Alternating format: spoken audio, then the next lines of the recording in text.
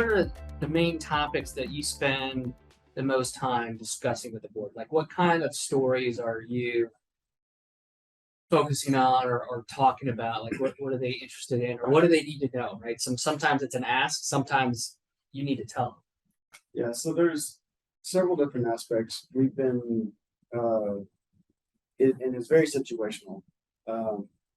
Business impact is, is something that's very visible to them. So when we have application outages, network outages, and being able to talk to that and understand, what is cyber doing to help mitigate that. Even though that's kind of an IT thing, right? Availability, obviously we're a tech stack and white space very important. And so a lot of times it is, what is the current mood? And for us, like I said, that's the current mood right now.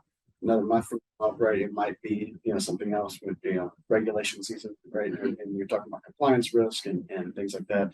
And then we get an intersperse of, we're trying really hard to leapfrog, right? So, we brought together these two banks.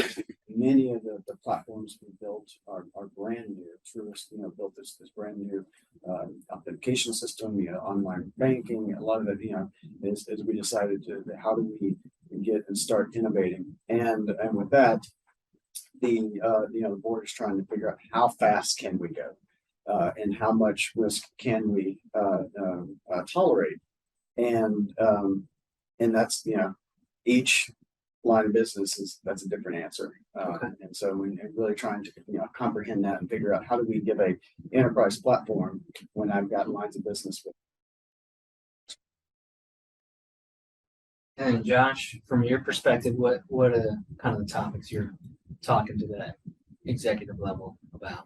So a lot of it's talking about a roadmap, going from where we are today to being in compliance. And then once we're in compliance, that discussion of what are we doing beyond that to be secure? Because compliance is a baseline, it gives us a really good starting point, but it should be just that, the starting point.